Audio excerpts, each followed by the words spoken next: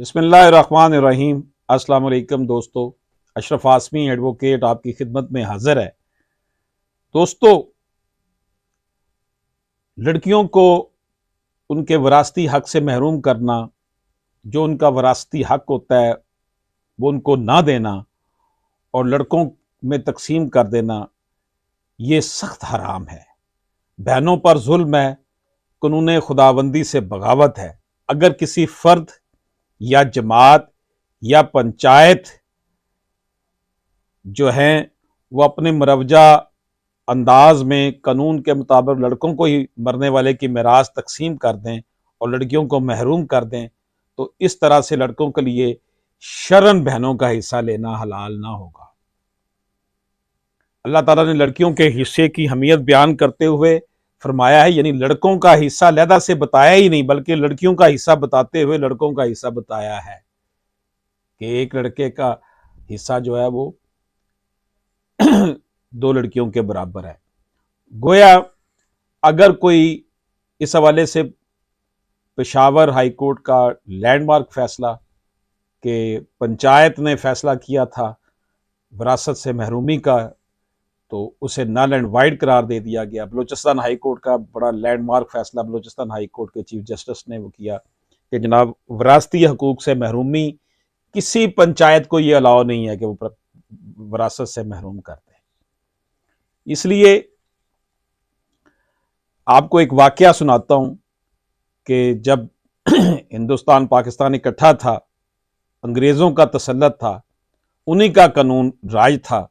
उस ज़माने में एक मुसलमान शख्स जो है वो अंग्रेज़ मजिस्ट्रेट के पास अपने बाप की मिरास तकसीम कराने के लिए गया और इसे कहा कि आप अंग्रेज़ी कानून के मुताबिक तकसीम कर दें।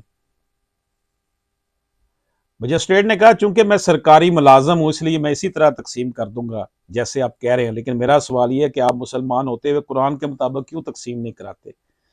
कुरान में तो आधी सतर से भी कम में लड़कों और लड़कियों दोनों का हिस्सा बयान फरमा दिया है। आप कुरान के लफ्ज का जिक्र तो करते हैं, उसे मानते हैं, लेकिन इस पर अमल करने के लिए तैयार नहीं। ये कुरान को मानने का कौन सा तरीका है? वो शख्स जो मुसलमान गया था उसके पास वो अपना सा मुंह लेकर रह गया। नाज़रीन कराम, बाज लोग बहनों का हिस्सा यूं कहकर दबा लेते हैं कि वो लेते ही नहीं है या उन्होंने माफ़ कर दिया है। अगर वाकई सच्चे दिल से माफ़ कर दें तो वो माफ़ हो जाता है, लेकिन अगर उन्होंने ऊपर के दिल से माफ़ कर दिया तो इससे माफ़ नहीं होगा। अगर बहनों को बता दे कि तुम्हारा इतना हिस्सा है, इतने इतने हज़ार रुपये तुम्हारे हिस्से में आ रहे हैं और बाग में तुम्हारा इतना हिस्सा और मकान और जायदाद में और ज़रूरी ज़मीन में इतना हिस्सा है, वो समझ लें कि हम अपने अपने हिस्से में साहिब इख्तियार हैं, माफ़ ना करें तो हमारे भाई ज़रूर हमारा हिस्सा हमको देंगे, इसके बावजूद माफ़ कर दें तो यह माफ़ी मोतबर होगी। अगर उन्होंने ये समझ कर ऊपर के दिल से माफ़ कर दिया कि मिलना तो है ही नहीं, भाइयों का दिल भी क्यों बुरा करें,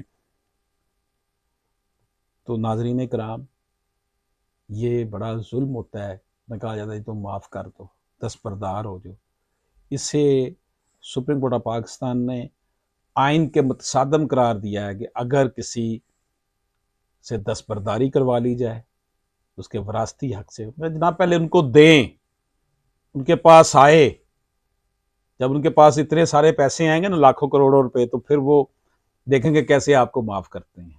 दिए बगैर आप माफ़ करवाते हैं तो इसलिए फिर उनसे ज़बरदस्ती माफ़ होता है। खुलासा कलाम यह है नाजरीन कि जो लोग बहनों को हिस्सा नहीं देते और वो ये समझकर बादल न खास्ता शर्मा शर्मी माफ़ कर देती हैं कि मिलने वाला तो है ही नहीं, तो यूं भाइयों से लड़ाई क्यों लें? ऐसी माफ़ी शरअन माफ़ी नहीं होती। इनका हक भाइयों के ज़िम्मे वाजिब रहता है। ये मिरास दबाने वाले सख्त गुनाहगार हैं। नाज़रीन कराम, ये सूरत हाल हमारे मुल्क में है। अगर हमारे मुल्क में ख़वातीन को उनका विरासती हक मिलना शुरू हो जाए, हमारी मुल्क में 70% लिटिगेशन जो है, जो अदालती मुकदमाबाजी है, वो ख़त्म हो जाए, हमारे मुल्क में खुशहाली आ जाए। ये जो हैव एंड हैव नॉट्स का, ये जो डिस्क्रिमिनेशन है, ये जो डिस्पैरिटी है, ये जो इकोनॉमिक क्राइसिस है, ये जो माशी ऊंच नीच है, इसमें बहुत हद तक कमी आ जाए। क्योंकि जब तकसीम होता चला जाएगा, मत इर्तिकाज दौलत की नफ़ी की गई है दीन ने, इस्लाम में, कि भाई जो जिसका हक है उसको दिया जाए। जब मुर्तकिज रहेगा चंद हाथों में तो फिर वो उसी से अफराते ज़र यानी महंगाई भी पैदा होती है, इसी से फिर जुल्म भी सर उठाता है। तो ये बड़ा वाज़े पैगाम है ख़वातीन के लिए कि उनको अगर कोई महरूम करता है ये कहकर कोई पंचायत से, या जी हमने आपस में फैसला कर दिया, तो ये गलत है, इसको नहीं माना जा सकता। इजाज़त दीजिए। अल्लाह हाफ़िज़।